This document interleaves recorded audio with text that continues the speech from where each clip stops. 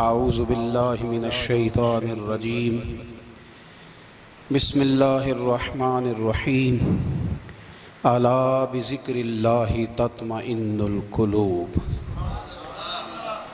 صدق اللہ العظیم وصدق رسولہ النبی الکریم ان اللہ وملائکتہ یصلون علی النبی یا ایہا الذین آمنوا صلوا علیہ وسلموا تسلیما اللہم صل علی سیدنا و مولانا محمد معدن الجود والکرم وآلہ وصحبہ وبارک وسلم۔ تمام تعریفیں حمد و ثنا اللہ تعالی جل جلالہ کے لیے۔ زاں بعد درود و سلام نبی اکرم نور مجسم شفیع معظم احمد مجتبی جناب حضرت محمد مصطفیٰ صلی اللہ تعالی علیہ وسلم کی ذات والا صفات کے لیے حمد و صلوات کے بعد قرآن مجید نے ارشاد فرمایا الا بذکر اللہ تطمئن القلوب، فرمایا خبردار ہو جاؤ اللہ کے ذکر میں ہی دلوں کا اطمینان ہے، اللہ کے ذکر میں دلوں کا چین ہے۔ لوگ بہت سارا مال، بہت ساری دولت، بہت ساری عقل اور بہت سارا شعور ہونے کے باوجود بے سکون ہیں۔ جس چیز نے زمانے کو تکلیف میں مبتلا کر دیا ہے اور جو چیز ڈھونڈنے سے نہیں ملتی وہ اطمینان ہے، وہ قرار ہے۔ لوگ بھیک مانگتے ہیں، منت کرتے ہیں، دہائی دیتے ہیں کہ کہیں سے سکون کی دولت مل جائے، لیکن وہ میسر نہیں آ رہی۔ بڑے بڑے لوگ ہیں اور میں عرض کر چکا ہوں کہ مالدار بھی ہیں اور عقل مند بھی ہیں، باشعور ہیں، پڑھے لکھے ہیں، پر قلبی سکون، راحت، اطمینان، چین انہیں میسر نہیں آ رہا۔ راتیں جاگ کر گزر جاتی ہیں، دن آزمائش میں بیت جاتا ہے۔ وہ کبھی اس کے لیے ٹھنڈے علاقوں کا سفر کرتے ہیں، کبھی دوستوں کی مجلسوں میں جا کر کے بیٹھتے ہیں، کبھی گھر سے دور اکیلے میں تنہائی میں وقت گزارنے کی کوشش کرتے ہیں، لیکن دولت سکون ناپید ہوتی ہے، میسر نہیں آتی۔ عرش کا رب فرماتا ہے کیوں تو بھٹکتا پھرتا ہے، کیوں دائیں بائیں جاتا ہے، چپ کر کے مسجد آ جا اور لوگوں سے بچ کے تنہائی میں میرا ذکر کر۔ اللہ ملے گا کیا؟ فرمایا اعلیٰ بذکر اللہ تطمئن القلوب، میں تیرے بے چین دل کو چین عطا کر دوں گا۔ وہ تیرا تڑپتا اور پھڑکتا ہوا مزاج، اسے میں سکون کی دولت دوں گا۔ یہ تجھے کہیں اور نہیں ملے گا، یہ میری یاد میں ملے گا۔ یہ چین، قرار، سکون تجھے یہیں میسر آئے گا۔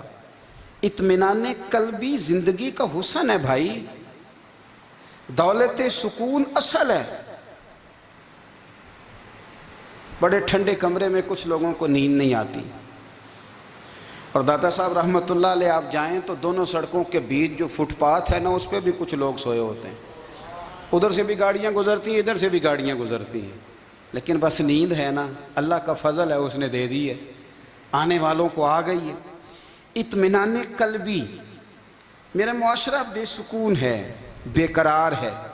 مجھے کچھ لوگ کہتے ہیں جی میں آج کل بڑا بور ہو رہا ہوں، تو میں کہتا ہوں یار ہمیں تو ٹائم ہی نہیں ملا آج تک بور ہونے کا، نہیں وقت ہی نہیں اتنا میسر آیا، کون سا ٹائم نکالے جس میں بندہ بور ہو؟ وہ تو ہے کہ انسان کچھ فارغ ہو، کہیں اس کے پاس گنجائش ہو تو بور بھی ہو لے۔ کیسے بور ہو لیتے ہو؟ یہ کیا ہوتا ہے بور ہونا؟ زندگی میں اتنا وقت ہی کہاں ہے کہ انسان بور ہوتا پھرے اور یہ تصور بناتا پھرے کہ میں بڑی آزمائش میں ہوں، تو میں بڑے بور ہو رہا ہوں، تو میں بڑی تکلیف میں ہوں۔ تو وقت بہت زیادہ ہے ہمارے پاس، لایانی کاموں میں ضائع بڑا ہوتا ہے، تو ہم بور ہوتے ہیں، پریشان ہوتے ہیں۔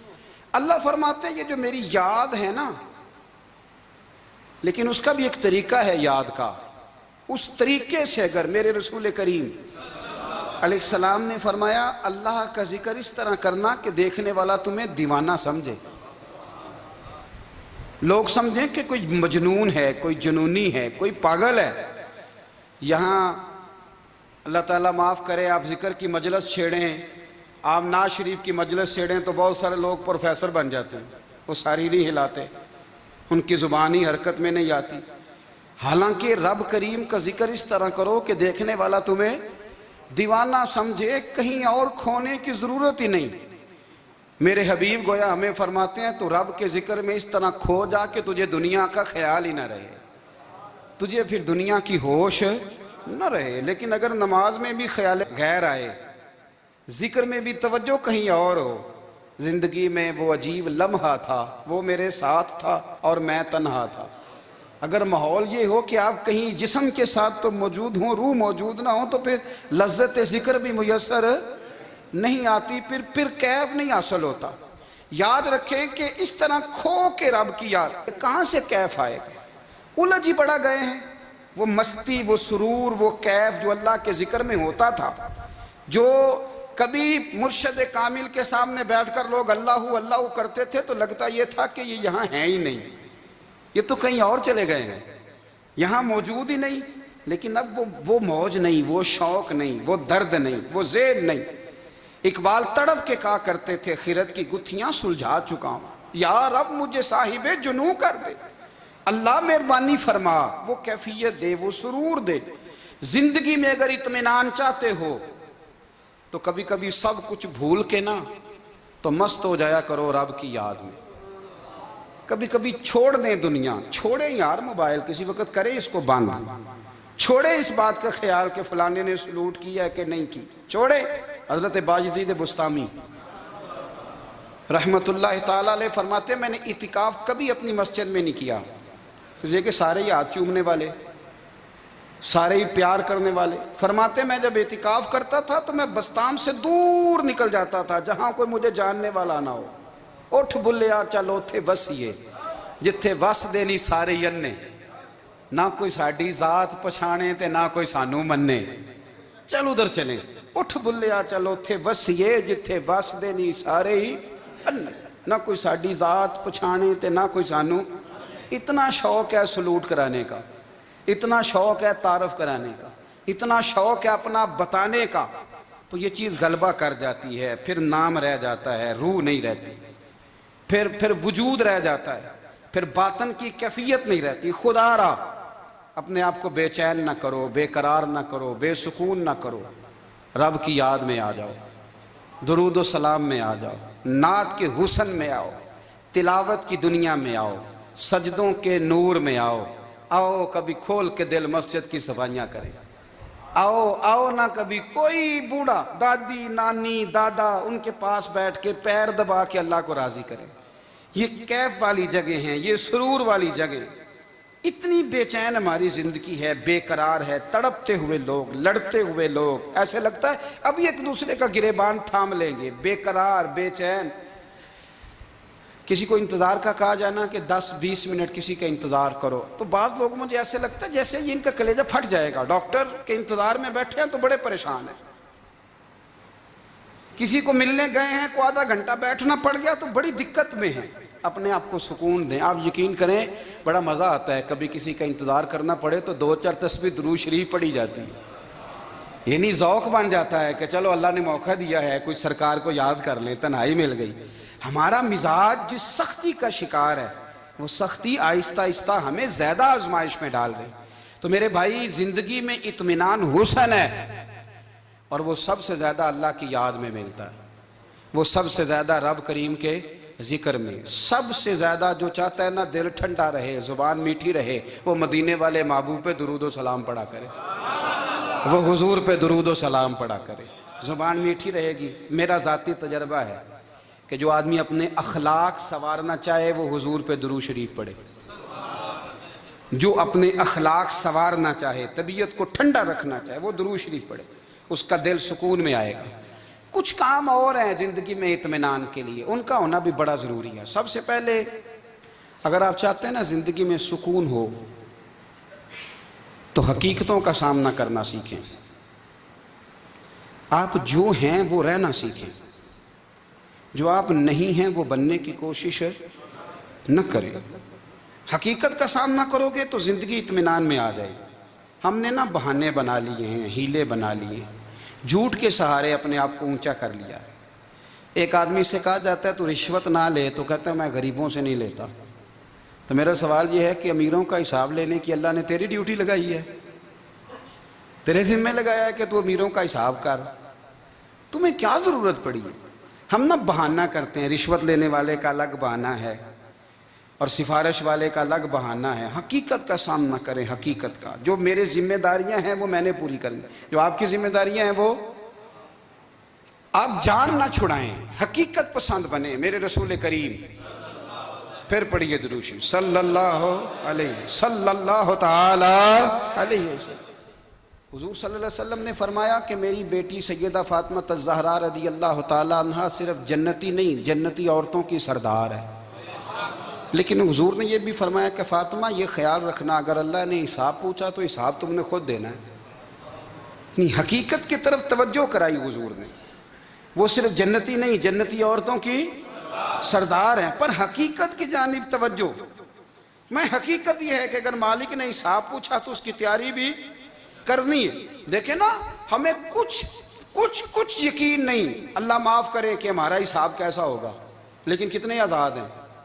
یعنی بڑی دلیری سے بندے کہتے ہیں فجر نہیں پڑھتا جی، 3 پڑھتا ہوں جی، شاہ رہ جاتی ہے جی، کپڑے صاف، بڑی دلیری سے۔ اور سیدہ فاطمہ الزہرا نے ساری رات مصلی باندھ رکھا ہے، حالانکہ انہیں یقین تھا کہ رب مجھے بغیر حساب کتاب جنت دے گا۔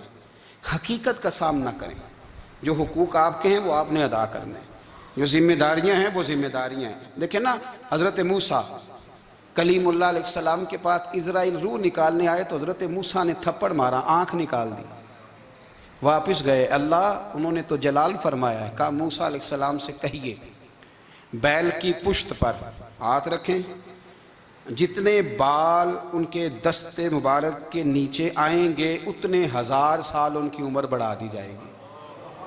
یعنی میرے کان میں کوئی بتا دے کہ جناب 60 سال بڑھ گئی، کیا آپ کے کان میں کوئی کہہ دے تو خوشی ہوتی ہے کہ نہیں؟ لیکن یہ حقیقت پسندی نہیں، اس لیے کہ 60 بھی گزر جائیں گے، 70 بھی، یہ حقیقت نہیں۔ حضرت موسیٰ کلیم، چلے میں مثال دیتا ہوں، سمجھ لے 10 بال، حالانکہ بہت زیادہ آتے ہوں گے، 10 بال اگر حضرت موسیٰ کے ہاتھ کے نیچے آئے تو 10,000 سال تو عمر بڑھ گئی نا۔ 10 یعنی 10 سال نہیں، 10 100 نہیں، 10 بہت زیادہ تھی نا۔ تو حضرت موسیٰ کلیم اللہ علیہ السلام سے آ کے عرض کیا گیا، حضور بیل کی پشت پر ہاتھ رکھیں، جتنے آپ کے ہاتھ کے نیچے بال آئیں گے اتنے 1000 سال عمر بڑھ جائے گی۔ تو حضرت موسیٰ نے حقیقت پسندی والی بات کی، فرمایا پھر کیا ہوگا؟ 10,000 سال کے بعد پھر کیا ہوگا؟ کہا حضور جانا تو پھر بھی ہے، فرمایا پھر ابھی چلتے ہیں۔ اگر جانا ہے نا، جانا ہے تو پھر، اگر جانا ہے تو پھر ابھی۔ اور سجنوں، اگر نماز پڑھنی ہے تو ابھی کیوں نہیں؟ اگر داڑھی رکھنی ہے تو پھر رمضان کا انتظار کیوں کریں؟ ابھی کیوں نہیں؟ اگر سچ بولنا ہے تو پھر، اگر رزق حلال کھانا ہے تو پھر انتظار کا ہے گا۔ حقیقت ہوتی ہے، بہانہ ہوتا ہے، حقیقت چھپ نہیں سکتی بناوٹ کے اصولوں سے، کیونکہ خوشبو آ نہیں سکتی کبھی کاغذ کے پھولوں سے۔ یہ بات یاد رکھیں، اگر جانا ہے تو حضرت کلیم فرمانے لگے پھر 10,000 سال کے بعد بھی جانا ہے تو آج بھی۔ ہمیں بے قراری زندگی میں اس لیے کہ ہم حقیقت پسند نہیں، ہم بہانوں میں، ہم ہواؤں میں جیتے ہیں، ہواؤں میں، خیالات میں زندگی گزارتے ہیں۔ بڑا ٹائم پڑا ہے، مثلاً کتنا میرے رسول کریم صلی اللہ تعالیٰ علیہ وآلہ وسلم نے ایک دن صحابہ سے فرمایا تمہیں حیا نہیں آتی؟ حضور کیا ہوا؟ فرمایا وہ والے مکان بناتے ہو جن میں تم رہ نہیں سکتے، وہ والا مال جمع کرتے ہو جو کھا نہیں سکتے، حیا نہیں آتی؟ عرض کی حضور حکم کریں تو محبوب فرمانے لگے جوتے کا ایک تسمہ بند کرتا ہوں تو سوچتا ہوں دوسرا بند کرنے سے پہلے موت آ جائے گی، ایک سانس اندر جاتی ہے تو دوسرا آنے سے پہلے میں یاد کرتا ہوں کہ مجھے دنیا سے جانا ہے۔ تمہیں حیا نہیں آتی؟ وہ مکان بناتے ہو جن میں رہ ہی نہیں سکتے، وہ مال جمع کرتے ہو جو کھا۔ حقیقت پسند نہیں بھائی ہم۔ بہت سارے لوگ ہیں بڑی باتیں سناتے ہیں، بڑی میں کہتا ہوں اصل میں نا زیادہ باتیں سنا کے نا بیچارہ اپنے آپ کو مطمئن کرنا چاہتا ہے، اصل بات یہ ہے کہ اندر سے نا ہلا ہوا ہے، کچھ بھی نہیں، بڑا زیادہ ہنستا ہے اور مجھے لگتا ہے کہ کوئی گہرا زخم چھپا رہا ہے۔ اس لیے ملمہ سازی، حقیقت پسند بنو، حقیقت پسند۔ یاد رکھنا، من ترک صلاۃ متعمدا فقد کفر، میرے رسول نے حقیقت بیان کی، فرمایا جس نے ایک نماز بھی جان بوجھ کے چھوڑی اس نے رب کے رب ہونے کا انکار کیا، اس نے کفران نعمت کیا۔ یہ حقیقت ہے، کوئی کلیریفیکیشن نہیں، کوئی وضاحت نہیں۔ جو نماز نہیں پڑھتا، جھوٹ بولتا ہے، غلط بیانی کرتا ہے، جو شخص رزق حرام کما کے کہتا ہے کہ اس کے بغیر گزارا نہیں چلتا، وہ جھوٹ بولتا ہے۔ اس لیے کہ رب فرماتا ہے جب تجھے پیدا کیا ہے تو تیرا رزق میرے ذمہ ہے۔ اللہ فرماتا ہے کہ لا یکلف اللہ نفسا الا وسعہا، میں کسی پر وہ بوجھ نہیں ڈالتا جو اٹھا نہ سکے۔ نماز فرض کیا، اس کا مطلب ہے ہم پڑھنے کے قابل ہیں، اس نے ہمارے ذمہ داریاں لگائی ہیں، تو مطلب یہ ہے کہ ہم ذمہ داریاں ادا کرنے کے قابل ہیں، ورنہ وہ کہتا ہے میں وہ بوجھ ڈالتا ہی نہیں جو تجھ سے اٹھایا نہ جائے۔ اگر چاہتے ہو کہ زندگی میں اطمینان ملے تو خدا را حقیقت پسندوں والی زندگی گزارو۔ یہ فضاؤں میں زندہ رہنا، ہواؤں میں، اللہ بڑا معاف کرنے والا ہے، اللہ بڑا کریم ہے، معاف کر دے گا، تو بھئی یہ بات صحابہ کو بھی پتا تھی، یہ اہل بیت کو بھی خبر تھی، تو وہ تو ایک ایک بات کا لحاظ کرتے تھے۔ یہ غوث اعظم کو بھی پتا تھی، یہ ان کے والد کو بھی پتا تھی، جنہوں نے کسی کا ایک سیب کھا لیا تھا تو 12 سال اس کے گھر میں نوکری کرتے رہے، انہیں نہیں پتا تھا اللہ بڑا کریم ہے، معاف کر دے گا، ایک سیب ہی ہے نا۔ تو حقیقت پسندی آپ کو سکون دے گی، اور اگر آپ نے اپنے آپ کو غیر مطمئن کیا ہوا ہے، بات کچھ اور ہے، اور آپ نے اپنے آپ کو ڈال کسی اور طرف لیا ہے، تو پھر آپ کو سکون مل سکتا؟ سکون حقیقت پسندی میں، اصل میں سکون ہوتا ہے، اداکاری میں سکون نہیں ہوتا۔ تیسری بات سنیں، اگر آپ چاہتے ہیں زندگی میں مطمئن رہیں تو دنیا داروں سے امیدیں توڑ دیں، اللہ اور اس کے رسول سے امید وابستہ کریں، اولیاء اللہ سے امیدیں وابستہ کریں، صحابہ اور اہل بیت سے امیدیں، اللہ اور اللہ والوں سے امیدیں، دنیا داروں سے امیدیں۔ آپ کو پتہ ہے دنیا دار کی تباہی کب ہوتی ہے؟ جب انہیں خوش آمدی مل جاتا ہے۔ چودھری کا بیڑا اس وقت غرق ہوتا ہے جب اسے چودھری کہنے والے زیادہ ہو جاتے ہیں۔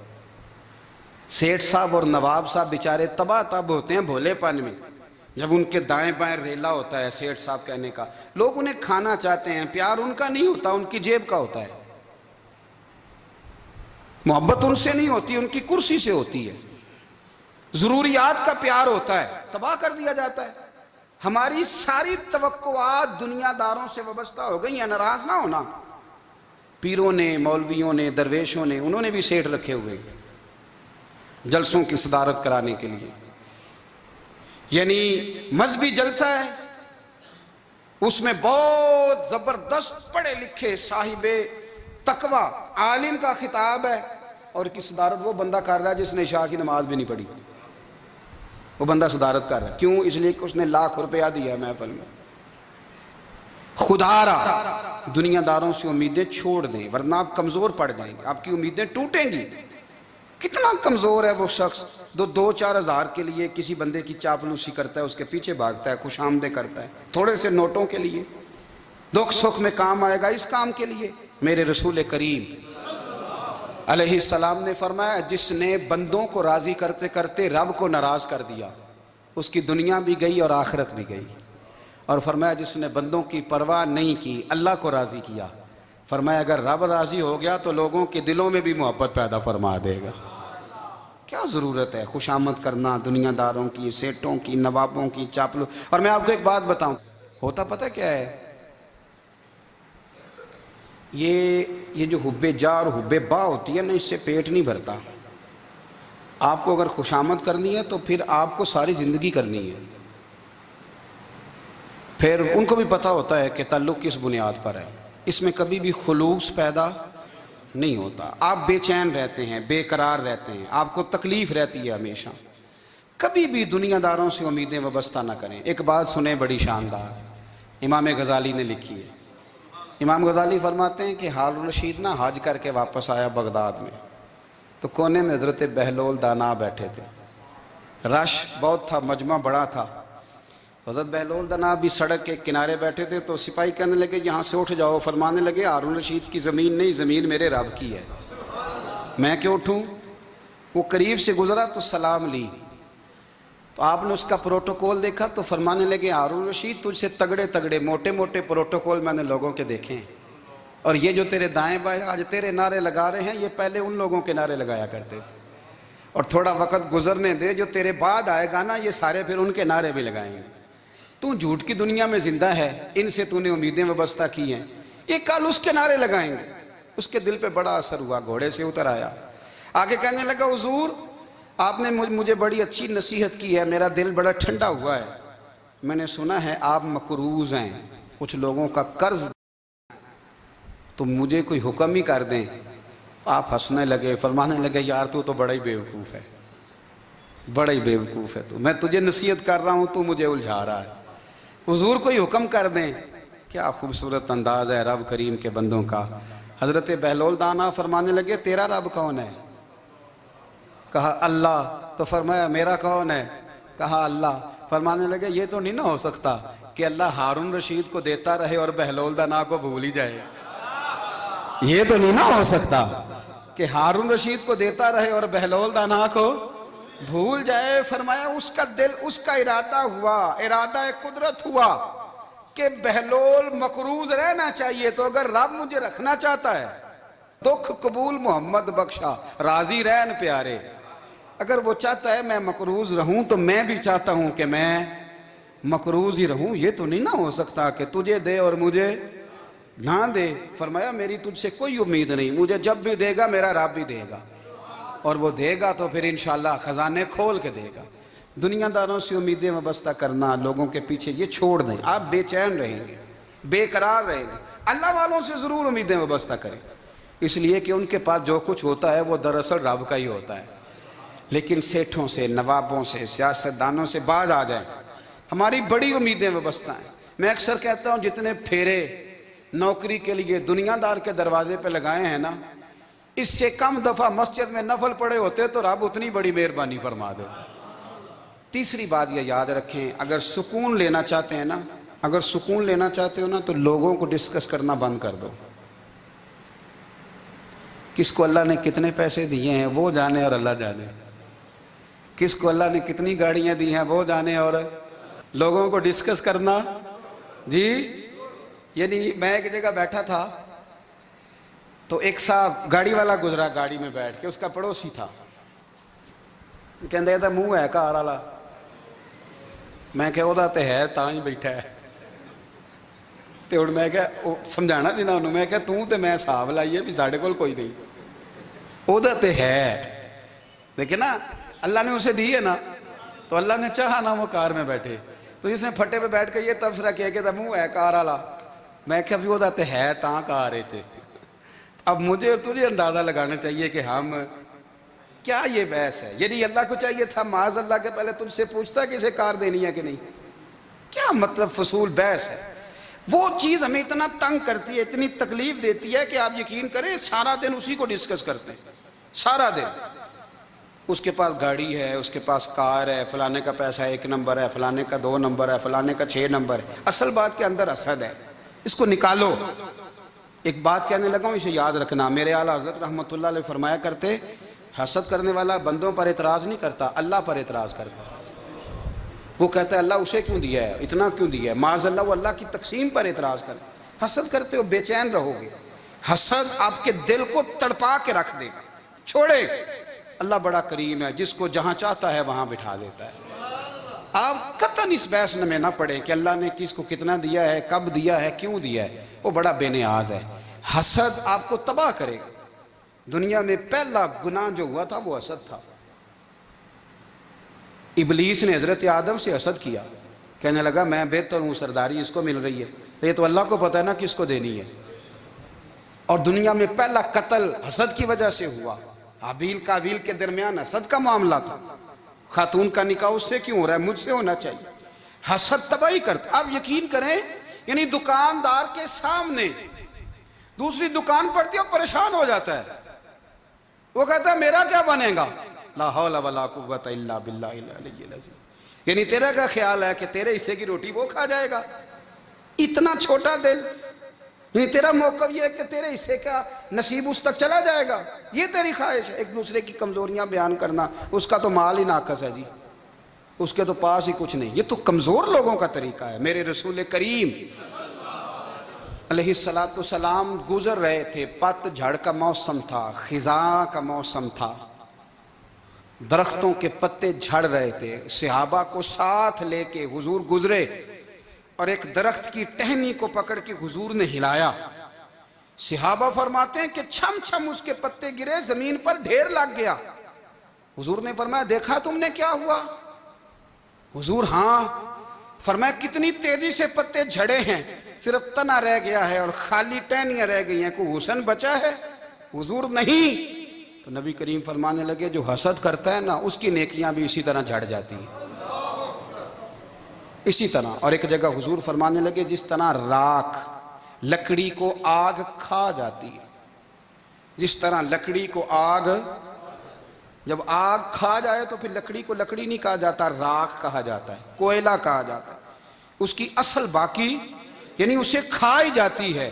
تو حضور علیہ السلام فرمانے لگے جس طرح آگ لکڑی کو کھا جاتی ہے، فرمایا اسی طرح حسد نیکیوں کو کھا جاتا ہے، نیکیاں رہتی نہیں.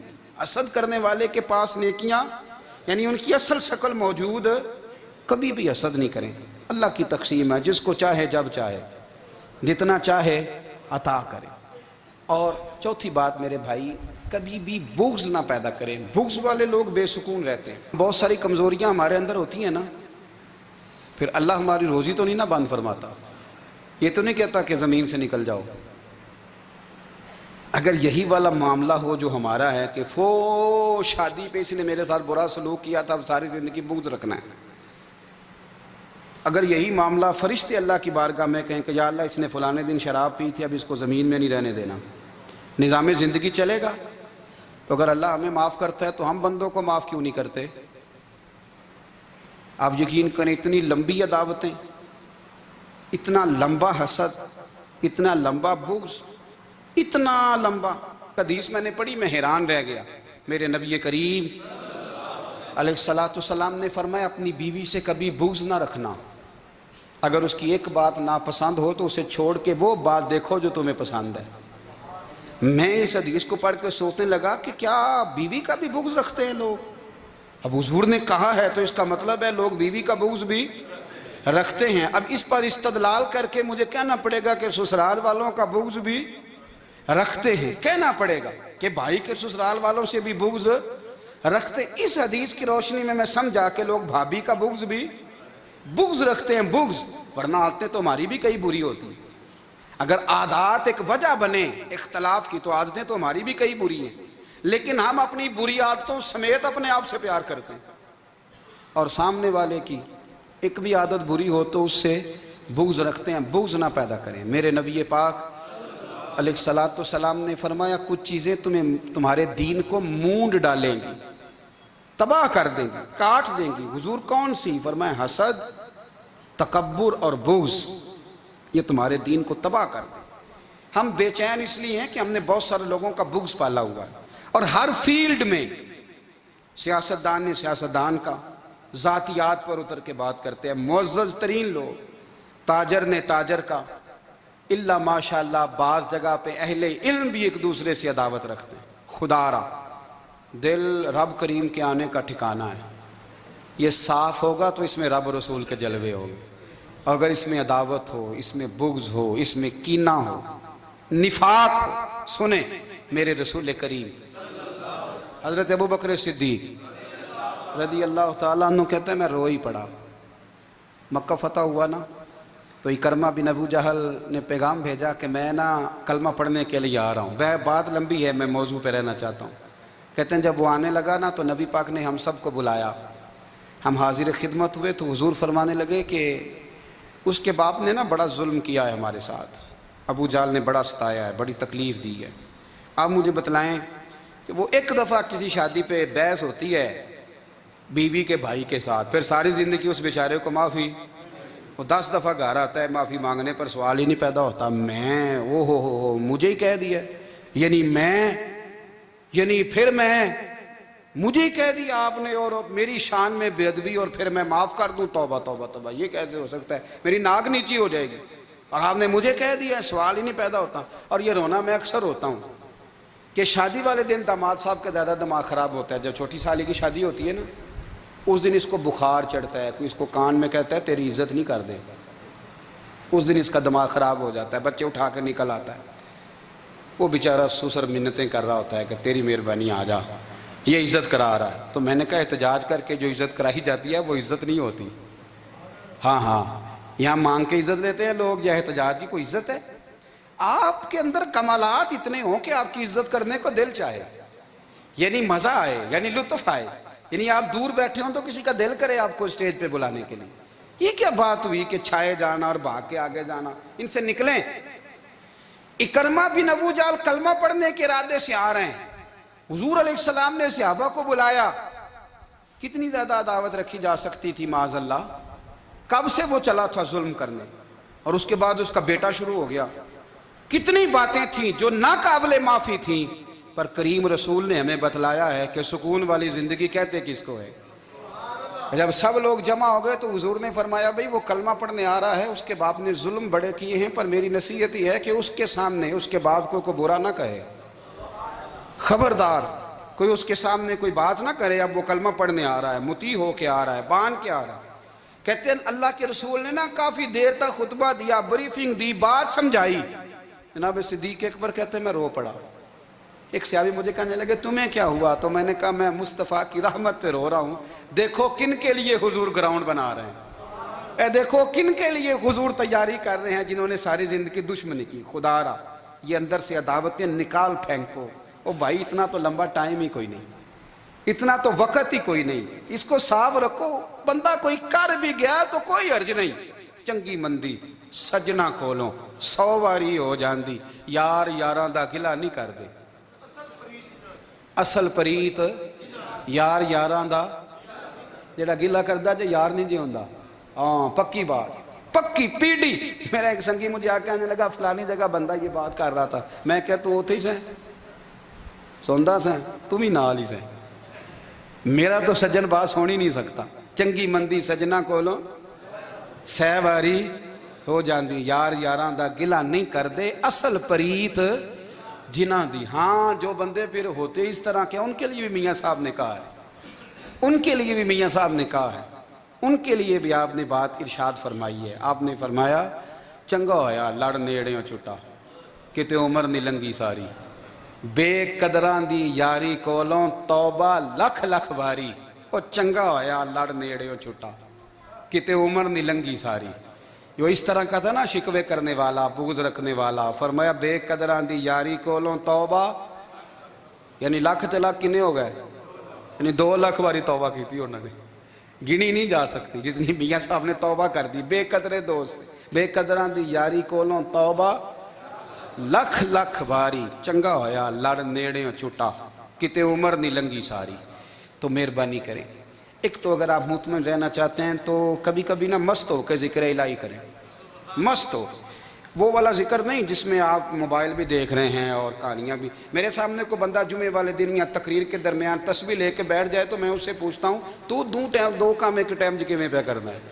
میری بھی بات سن رہے ہو تسبیح پڑھی تو ممکن ہی نہیں تسبیح تو تسبیح ہے جب وہ ہوگی تو پھر کوئی اور کام سوال ہی نہیں پیدا ہو ایک تو ذکر کریں محو ہو دوسری بات حقیقت کا سامنا کریں آپ اگر مطمئن رہنا چاہتے ہیں تو حقیقت پسند بنیں تیسری بات حسد چھوڑ دیں دوسروں کو ڈسکس کرنا چھوڑ دیں آپ یہ دیکھیں کہ اللہ نے مجھے کیا کچھ دیا اس پہ راضی رہیں اور چوتھی بات عداوت چھوڑ دیں سینے میں کینہ چھوڑ دیں آپ کی زندگی مطمئن ہو جائے گی آپ خوشحال رہیں گے وہ جو آپ لفظ کہتے ہیں نا کہ میں بور ہوں میں پریشان ہوں اس سے آپ نکل آئیں گے اللہ ہمیں محبوب کی غلامی میں زندہ رکھے غلامی میں موت